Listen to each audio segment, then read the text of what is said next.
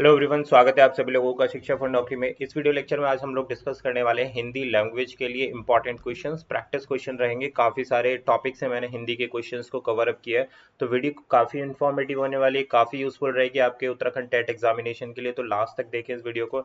यहाँ पर आपको पेपर 1 एंड पेपर 2 दोनों के लिए हेल्प मिलने वाली है। और इस अभ्यास सेशन में, इस प्रैक्टिस सेशन में जो मेनली हम लोग टारगेट कर रहे हैं वो ग्रामर वाले पार्ट को देख रहे हैं इस वाले पोर्शन में। तो इसमें ग्रामर में आपको समास के क्वेश्चन देखने के लिए मिलेंगे, साथ साथ संधि के क्वेश्चन देखने के लिए मिलेंगे। उसके अलावा आपको काफी सारे इंपॉर्टेंट टॉपिक्स के और भी क्वेश्चंस इंक्लूडेड हैं। स्टार्ट करते हैं फिर आज के अपने सेशन को। प्रीवियस ईयर के अगर आपको क्वेश्चन देखने हैं तो प्लेलिस्ट बनी है, वहां से जाकर चेकआउट कर सकते हैं। चैनल पर नए तो सब्सक्राइब कर लो भाई, बहुत सारी अभी आपके पास में थ्योरी चैप्टर की क्लासेस आने वाली हैं। साथ साथ अभी यहाँ पर MCQs के मैराथन क्लास आने वाले हैं, तो मेक श्योर आप चैनल को सब्सक्राइब करें, वीडियो को लास्ट तक देखें भाई, स्किप ना करें। आप लोग स्किप कर जाते हो तो सारी चीजें मिस कर रहे हो आप लोग। तो स्टार्ट कर रहे हैं। पीडीएफ आपको मिल जाएगा, नीचे दिए गए लिंक पर आपको सारी चीज़ों को पीडीएफ मिल जाएंगे, लेकिन वो पीडीएफ आपको बाय करने पड़ेंगे। उसके लिए नीचे लिंक दिया गया है। टेलीग्राम पर आप जाएंगे तो पिन कमेंट में आपको लिंक मिल जाएगा, वहां से जाकर भी आप परचेस कर सकते हैं। काफ़ी यूजफुल नोट्स रहेंगे आप सभी के एग्जामिनेशन के लिए, चाहे वो सीटेट से रिलेटेड हो, हिंदी इंग्लिश दोनों में नोट्स दिए गए हैं। स्टार्ट करते हैं आज के सेशन का। Question number 1। क्वेश्चन नंबर 1 बोलता है रौद्र का विलोम शब्द क्या होता है। अब रौद्र क्या है भाई, आपको ये पता होना चाहिए ये रौद्र शब्द कहाँ से आया है। तो जब आप देखते हैं ना, रस, छंद और अलंकार, ये तीन चीज होती है ना हमारे पास। तो यहाँ पर जो रस की बात हम कर रहे हैं, तो रस में दो प्रकार के रस होते हैं, उसमें से स्थाई भाव जो होता है तो उसमें रौद्र आता है आपका, ठीक है। रस पढ़ेंगे हम, थ्योरी चैप्टर में रस को पढ़ने वाले हैं, इस टॉपिक को हम कवर अप करेंगे। रस और छंद को एक साथ कवर अप कर लेंगे। अलंकार में ऑलरेडी एक वीडियो डाल चुका हूँ, अलंकार की दूसरी वीडियो भी आप लोगों को देखने के लिए मिल जाएगी। तो रौद्र का विलोम शब्द पूछा है, शीतल, कोमल, मृदु या फिर शांत। तो विलोम शब्द पूछा है तो राइट आंसर होगा ऑप्शन नंबर डी। डी इसका अभिष्ट उत्तर रहेगा। शांत होता है रौद्र का, रौद्र मतलब होता है गुस्सा करना, ठीक है। तो गुस्सा करने का मतलब दूसरा अपोजिट वर्ड पूछा है तो शांत। तो यहाँ पे जो रौद्र शब्द लिया गया है ये आपका रस से लिया गया है, ठीक है। रस में स्थाई भाव होता है आपका, रौद्र होता है। तो राइट आंसर यहाँ पर विलोम का क्या हो गया, रौद्र का शांत हो गया। क्लियर हो गई बात यहाँ पर। तो देखो रौद्र का सही विलोम यहाँ पर क्या हो गया भाई, रौद्र का मतलब होता है क्रोध करना, इसका विपरीत हो गया शांत, ठीक है। देखो कोमल का अर्थ होता है मुलायम, तो कोमल का अगर हम विलोम देखेंगे तो क्या हो जाएगा, कठोर हो जाएगा भाई, ठीक है भाई, बात क्लियर होगी यहाँ पर। शीतल का अर्थ होता है भाई, शीतल का अर्थ होता है ठंडा। अब ठंडे का जो अगर हम विलोम देखेंगे तो क्या हो जाएगा भाई, ठंडे का विलोम आपका गर्म हो जाएगा। तो ये इसलिए इसके मृदु का मृदु मतलब क्या होता है, कठोर। मृदु होता है कठोर, कठोर का विलोम शब्द क्या होगा, नर्म हो जाएगा। तो ये सारी चीजें हो गई आपके पास में। सारे ऑप्शंस को मैं एक्सप्लेन करता हुआ चल रहा हूँ, तो वीडियो को लास्ट तक देखो भाई, काफी आपको यहाँ से हेल्प मिलेगी। क्वेश्चन नंबर 2 आ जाते हैं। अब नीचे दिए गए वाक्य में बहुव्रीहि समास कौन सा है। समास के लिए पूरा एक डेडिकेटेड वीडियो थ्योरी चैप्टर में ऑलरेडी बना चुका हूँ, बहुत ही अच्छे तरीके से ट्रिक्स के माध्यम से सारे समास को मैंने एग्जाम्पल्स के माध्यम से और ट्रिक्स के माध्यम से, सारे रूल्स के माध्यम से आपको समझा दिया है। वीडियो ऊपर आई सेक्शन में डाल दूंगा, प्लेलिस्ट में मिल जाएगी, सारे सब्जेक्ट्स की प्लेलिस्ट बना दी है, वीडियो के डिस्क्रिप्शन में मिल जाएगी, या फिर आप टेलीग्राम से ले सकते हैं।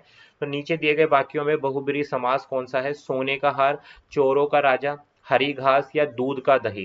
तो देखो यहाँ पर क्या पूछा है, बहुब्रीहि समास। अब बहुब्रीहि समास में क्या होता है, जिसमें जो प्रथम पद और द्वितीय पद दोनों ही अप्रधान होते हैं, यानी दोनों इंपॉर्टेंट नहीं होते, किसी तीसरे चीज की तरफ जब संकेत करते हैं तो वो बहुब्रीहि समास होता है। तो राइट आंसर यहाँ पर क्या है, ऑप्शन नंबर 20 का राइट आंसर है, चोरों का राजा। अब किसका राजा है भाई, चोरों का राजा। तो क्या हुआ, कोई और ही तो व्यक्ति हुआ, किसी थर्ड पर्सन की तरफ यहाँ पर टारगेट किया जा रहा है। राजा तो होता है लेकिन यहाँ पर किसकी बात हो रही है, चोरों का राजा कौन होगा, तो उसके ऊपर बात की जा रही है यहाँ पर।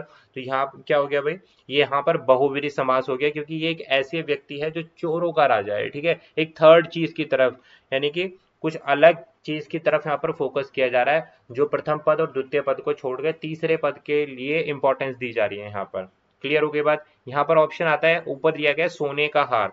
तो सोने का हार में किस प्रकार का यहाँ पर समास है, कर्मधारय, कर्मधारय समास है सोने के हार में। क्यों, क्योंकि यहाँ पर विशेषण की बात हो रही है। तो देखो आपको पता है कि विशेषण और विशेष्य के बारे में जब हम बात कर रहे हैं तो वो हमारे पास कर्मधारय हो जाता है, ठीक है। हरी घास में भी यहाँ पर क्या है भाई, हरी घास क्या विशेषता बताई जा रही है, किसकी घास की विशेषता बताई जा रही है, कैसी है घास, हरी। तो यहाँ पर भी हमारे पास कर्मधारय समास हो गया है।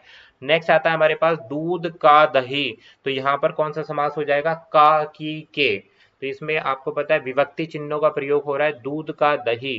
तो राइट आंसर क्या हो जाएगा यहाँ पर, तत्पुरुष, तत्पुरुष समास हो जाएगा। ऑप्शन नंबर 4 की बात कर रहा हूं मैं। तो दूध का दही में विभक्ति चिन्ह का इस्तेमाल किया गया। तत्पुरुष समास यहाँ पर दिया है। तत्पुरुष समास के भी 6 प्रकार देखे थे हमने, सबको एक एक करके देखा था। वीडियो बहुत ज्यादा इन्फॉर्मेटिव है, समास एक ही वीडियो में क्लियर हो जाएगा। इस वीडियो के बाद आप जाकर चेकआउट कर लेना, लिंक में लगा दूंगा आई सेक्शन में, या फिर आपको टेलीग्राम पर मैं अपलोड कर दूंगा, तो वहां से जाकर आप चेक कर लेना। तो यहाँ पर राइट आंसर था option number B. Next question आता है थर्ड, अधिकार का तत्सम रूप क्या होगा। तत्सम तद्भव दोनों में से कोई भी आपको एक क्वेश्चन देखने के लिए मिल जाएगा, तो आपको पता होना चाहिए कि तत्सम किसे कहते हैं और तद्भव किसे कहते हैं। तो अधिकार का तत्सम रूप क्या होगा, अधिकार, अधिकार, अधिकारम या फिर आधिकार। तो राइट आंसर है क्वेश्चन नंबर 3 के लिए ऑप्शन नंबर सी इसका राइट आंसर है। तत्सम की बात की गई है, तो तत्सम क्या शब्द होते हैं भाई, देखो ये तत्सम वो शब्द होते हैं जो संस्कृत की भाषा से ज्यों के त्यों प्रयुक्त किए जाते हैं। तो अधिकार का तत्सम रूप क्या होगा, अधिकारम होगा, अधिकारम होगा। तो संस्कृत का तत्सम रूप जो होता है अधिकारम है यहाँ पर, जो कि सही उत्तर है किसके लिए, अधिकार के लिए। अगर हम बात करें, अगर हम बात करें अधिकार की, तो देखो अधिकार क्या है, तद्भव है। अधिकार क्या है, तद्भव है, क्योंकि मुख्य शब्द क्या है हमारा, देखो तत्सम क्या है, जो ज्यों का त्यों प्रयुक्त किए जाते हैं। तो अधिकारम शब्द है संस्कृत का, इसमें परिवर्तन करके क्या बनाया गया, अधिकार बनाया गया। तो क्या हो गया, ये तद्भव रूप है। क्लियर हो गई बात। तद्भव वो शब्द होते हैं जिसमें संस्कृत के मूल शब्दों में परिवर्तन कर दिया जाता है, और संस्कृत के ज्यों के त्यों लिए जाने वाले शब्दों को हम क्या बोलते हैं, उन्हें हम बोलते हैं तत्सम शब्द बोलते हैं। तद्भव में परिवर्तन कर दिया जाता है, ठीक है। नेक्स्ट बढ़ते हैं क्वेश्चन नंबर 4 के साथ में। क्वेश्चन 4 बोलता है घूमना किस प्रकार की क्रिया है। तो देखो अलग अलग तरीके के क्वेश्चन मैंने आप लोगों से पूछे हैं, सकर्मक क्रिया है, अकर्मक क्रिया है, प्रकट है, या फिर निषेधात्मक क्रिया है। बहुत ही इंपॉर्टेंट क्वेश्चन हो जाता है, डेफिनेटली पेपर 1 पेपर 2 दोनों के लिए मैं डिस्कस कर रहा हूँ। बहुत ज्यादा इंपॉर्टेंट सेशन है, मिस मत करो इस चीज को। तो राइट आंसर है यहाँ पर घूमना जो है अकर्मक क्रिया है। यहाँ पर दो प्रकार की क्रियाएं होती है, सकर्मक क्रिया हो जाती है और अकर्मक क्रिया हो जाती है। अब देखते हैं अकर्मक क्रिया को आप कैसे पहचान सकते हो।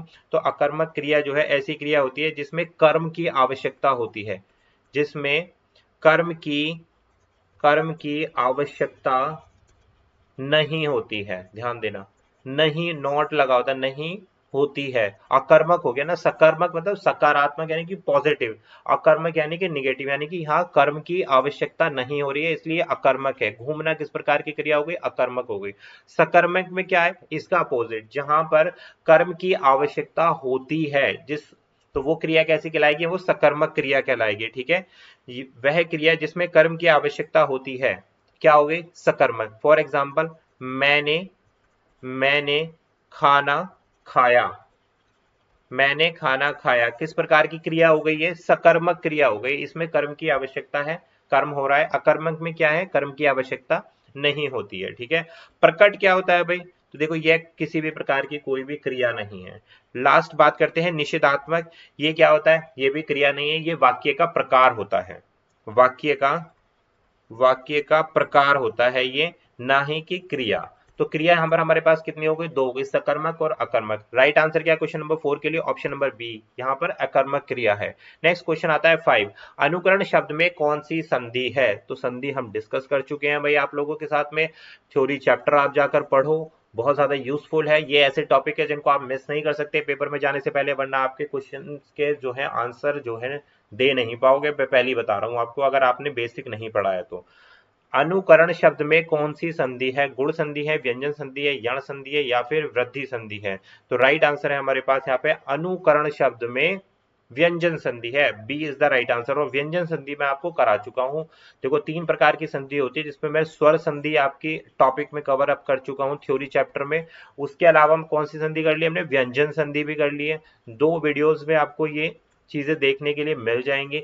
लास्ट आता है हमारे पास विसर्ग संधि। तो विसर्ग संधि का भी हमारे पास जो चैप्टर है वो रह गया है शायद, बाकी ये दोनों पार्ट मैंने कवर अप कर लिए, तो आप जाकर देखो, उसको समझो, फिर इजीली आप आंसर कर सकते हो। तो यहाँ पर पूछा गया भाई अनुकरण में हमारे पास कौन सी संधि है, व्यंजन संधि, अब व्यंजन संधि से जुड़ी होती है, जैसे जैसे अनुकरण हो गया इसमें।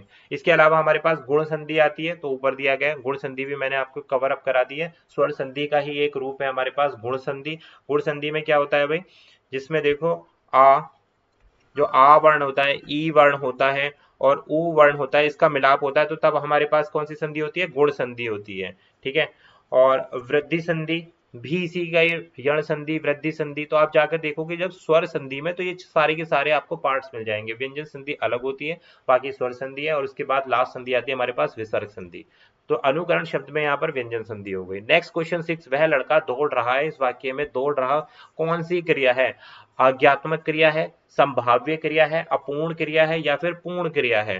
तो राइट आंसर है वह लड़का दौड़ रहा है। दौड़ अभी खत्म नहीं हुई है भाई, दौड़ रहा है, कंटिन्यूअस चल रहा है, लगातार चल रहा है ना, तो यहाँ पर क्रिया क्या हो गई, अपूर्ण क्रिया हो गई। ऑप्शन यहाँ पर सी रहेगा, है ना। लड़का दौड़ रहा है, चलती जा रही है ना क्रिया, रुकी तो नहीं है अभी, तो इसलिए क्या है, अभी जो उसका कार्य है वो संपूर्ण नहीं हुआ है, तो यहाँ पर अपूर्ण क्रिया आपको बोला जाएगा, ऑप्शन नंबर सी। आज्ञात्मक क्रिया क्या होती है, वह क्रिया जो आज्ञा देती है, जो किसी चीज की आप परमिशन ले रहे हो किसी कोई काम करने के लिए, तो वो क्या कराएगी, आपकी आज्ञात्मक क्रिया कहलाएगी। जैसे बैठो, तो हमने क्या दिया यहाँ पर, आप सिट डाउन, तो यहाँ पर हमने आज्ञा दी है, तो यहाँ पर क्रिया क्या होगी, जो व्यक्ति है सामने वाला वो बैठ जाएगा।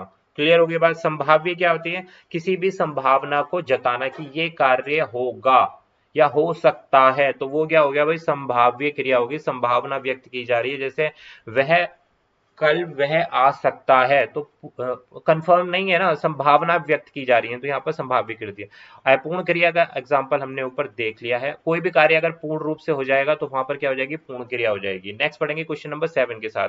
अश्रु शब्द में कौन सी संधि है, संधि से क्वेश्चन मिलेंगे आपको, मैं ऑलरेडी कई बार वीडियो में बताता रहता हूँ। समास से क्वेश्चन मिलेंगे, रस से क्वेश्चन मिलेंगे, छंद से आपको क्वेश्चन देखने के लिए मिलेंगे। ठीक है, संधि भी हो गया हमारे पास, तो ये ऐसी चीजें हैं जो आपको विलोम शब्द से देखने के लिए मिलेंगे। इसके साथ साथ तत्सम, तद्भव, तत्सम और तद्भव से आपको क्वेश्चन देखने के लिए मिलेंगे। दूसरा आपके पास विलोम हो गया, पर्यायवाची से आपको शब्द देखने के लिए मिलेंगे। ठीक है, क्रिया से आपको देखने के लिए मिलेंगे, क्रिया विशेषण से आपको देखने के लिए मिलेंगे। तो मैं इनके क्वेश्चन रेगुलर वे में प्रैक्टिस सेशन में हिंदी में सबके कराता जा रहा हूँ, ये जो इतने इंपॉर्टेंट टॉपिक है। सिलेबस भी मैंने बना दिया है, सिलेबस की वीडियो भी आप जाकर देख सकते हैं, हिंदी के जो प्लेलिस्ट है। तो अश्रु शब्द में कौन सी संधि है, गुण संधि है, यण संधि है, अयादि संधि है, या फिर व्यंजन संधि है। तो यहाँ पर जो है ऑप्शन नंबर सी इसका राइट आंसर है। अश्रु शब्द में अयादि संधि का प्रयोग किया गया है भाई। देखो इसमें क्या है, जो भी हमारे पास अयादि संधि में स्वर और अयादि ध्वनियों का मिलाप होता है, अश्रु संधि में क्या है, यहाँ पर अयादि संधि है। और अयादि संधि में क्या होता है भाई, जो स्वर संधि होती है और अयादि जितनी भी ध्वनि होती है उसका मिलाप जब होता है तो ये अयादि संधि बनता है। तो ऑप्शन नंबर सी इसका राइट आंसर हो जाएगा। क्लियर बात। नेक्स्ट बढ़ेंगे क्वेश्चन नंबर 8 के साथ। वाक्य में शाब्दिक अर्थ क्या है, जो वाक्य होता है उसका शाब्दिक अर्थ क्या होता है, शब्दों का समूह, एक ही शब्द, भावों का समन्वय, या फिर संज्ञा और क्रिया का मेल वाक्य कहलाता है।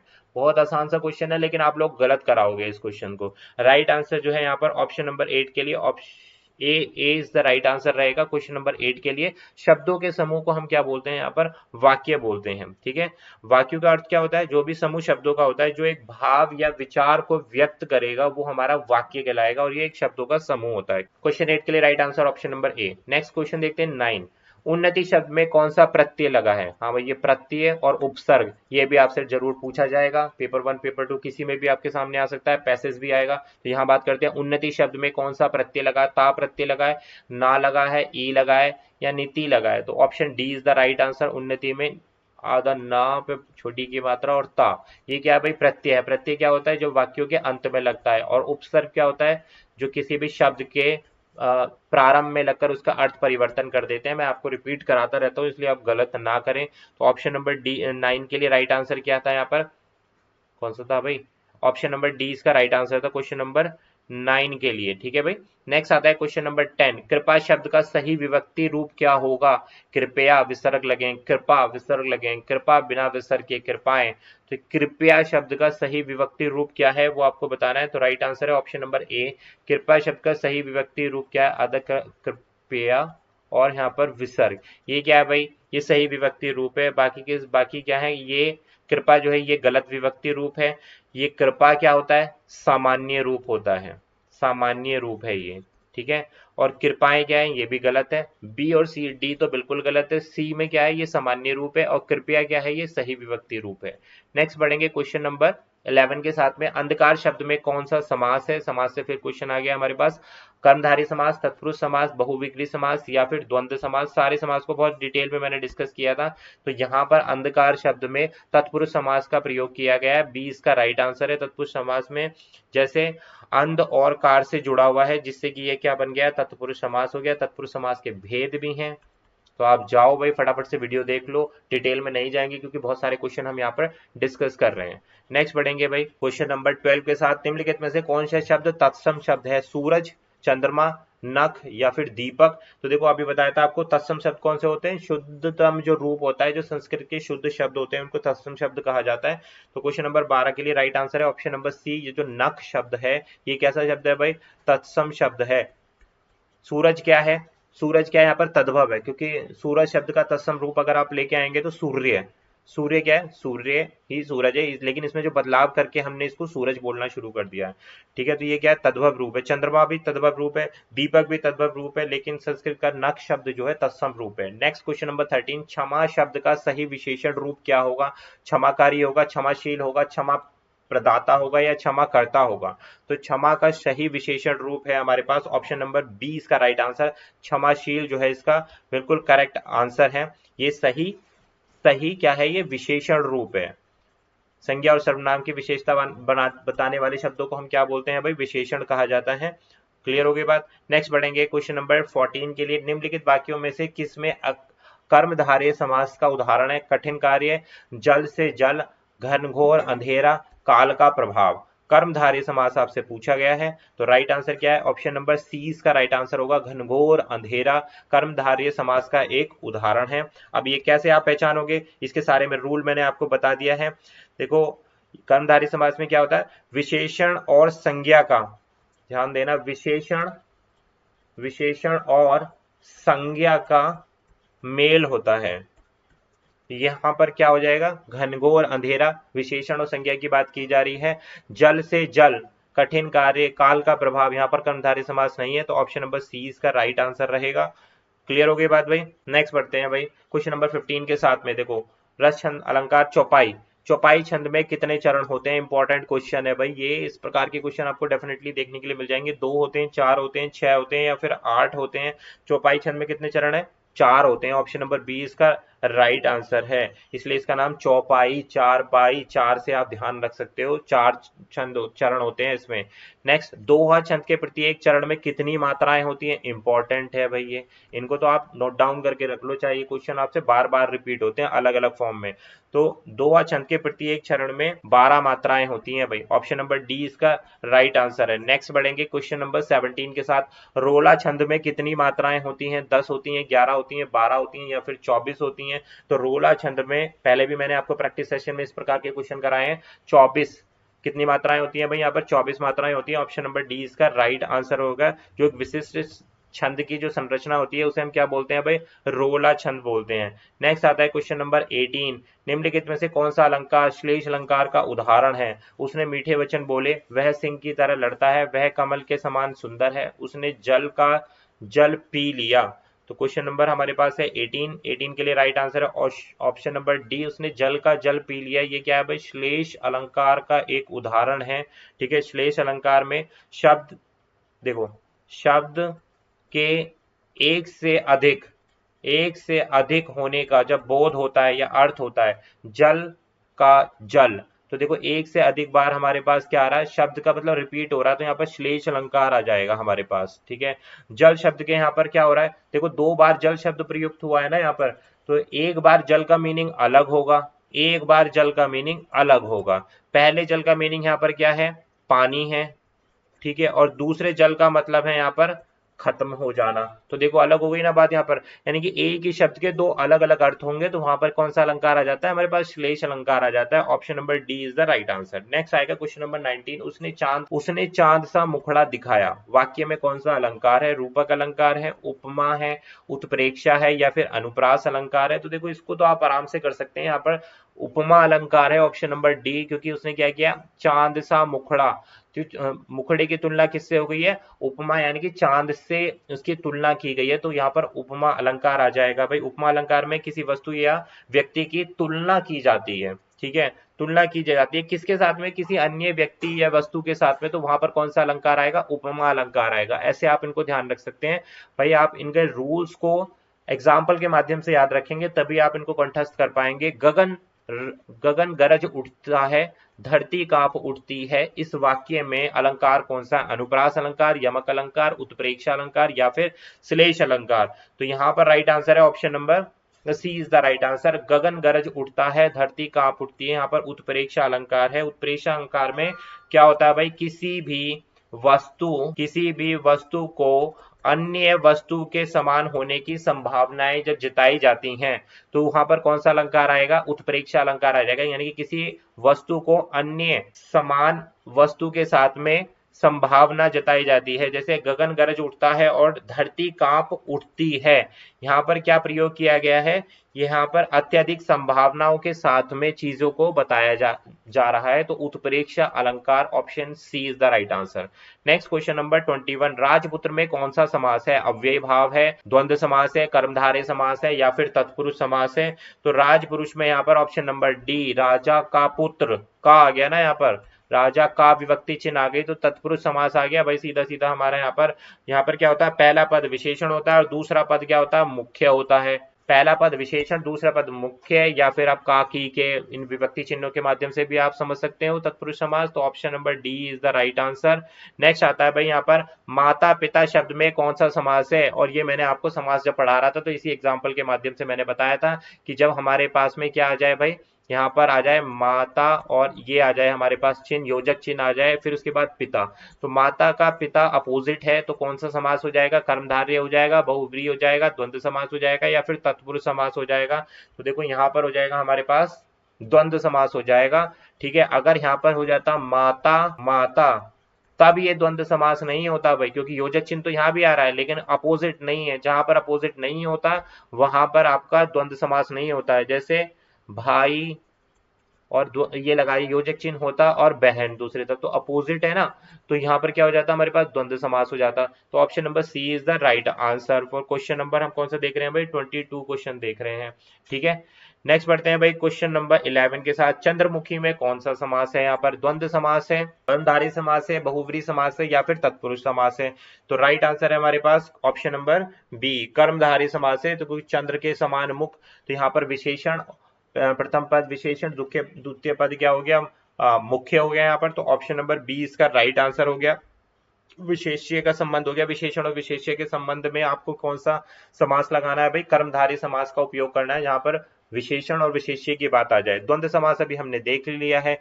तत्पुरुष समास में क्या आ जाए, विभक्ति चिन्ह आ जाता है, ठीक है। नेक्स्ट बढ़ते हैं ऑप्शन दशानन, दशानन में कौन सा समास है, कर्मधारय है, अव्ययी भाव है, बहुव्रीहि समास है या फिर द्वंद्व समास है। तो देखो द्वंद्व भी हमने देख लिया, कर्मधारय भी हमने देख लिया। नेक्स्ट यहाँ पर क्या बचा, राइट आंसर है ऑप्शन नंबर सी इसका, दशानन। क्या आगे नंबर्स जब आ जाते हैं ना, जैसे 10 मुख वाला, ठीक है, तो यहाँ पर क्या आ गया, नंबर आ गए तो बहुव्रीहि समास वहां पर हो जाता है। तो ऑप्शन नंबर सी इसका राइट आंसर हो जाता है, जिसमें दोनों पद मिलकर किसी तीसरे व्यक्ति या वस्तु की बोध कराए, वहां बहुव्रीहि समास हो जाता है। जैसे 10 मुख वाला, नंबर्स भी तो आ रहे हैं ना यहाँ पर, जैसे दशानन, दशानन यानी कि 10 मुख वाला कौन हुआ, रावण हुआ। यहाँ पर थोड़ा सा ध्यान दो भाई, यहाँ पर नंबर से बात नहीं बनेगी, खाली 10 मुख वाला, क्या किसकी बात हो रही है, रावण की बात हो रही है। दशानन का शब्द इसके क्या है, 10 सिर वाला, लेकिन यहाँ रावण के लिए प्रयुक्त किया गया। देखो यहाँ पर थोड़ा सा क्या हो गया, मतभेद हो गया है, क्या कि देखो यहाँ पर नंबर्स तो दिए हैं हमारे पास, तो लेकिन किसकी और, किसी तीसरे पद की ओर लेके जा रहा है ना ये इशारा, तो बहुव्रीहि समास हो गया नहीं हो गया यहाँ पर। ऑप्शन नंबर सी बहुव्रीहि समास ऑप्शन सी हो जाएगा दशानन में। तो क्वेश्चन नंबर 24, तो ये थे हमारे आज के इंपॉर्टेंट क्वेश्चंस, प्रैक्टिस सेशन। काफी सारे क्वेश्चन मैंने इस वीडियो में आपके लिए इंक्लूड किए थे। वीडियो कैसी लगी कमेंट करके बता देना भाई। मिलेंगे आपसे एक और नए चैप्टर में भाई। पीडीएफ या नोट्स वगैरह चाहिए तो लिंक वीडियो के डिस्क्रिप्शन में है। टेलीग्राम शिक्षा फॉर नौकरी को कनेक्ट कर लो, वहां पर भी पिन कमेंट में आपको लिंक मिल जाएगा, बाय कर सकते हो। और इसी तरीके के सेशंस को ज्वाइन करने के लिए चैनल को सब्सक्राइब कर लो। काफी सारे इंपॉर्टेंट सेशंस और थ्योरी चैप्टर्स आपके लिए आने वाले हैं साइंस और एसएसटी के लिए। Thank you for watching.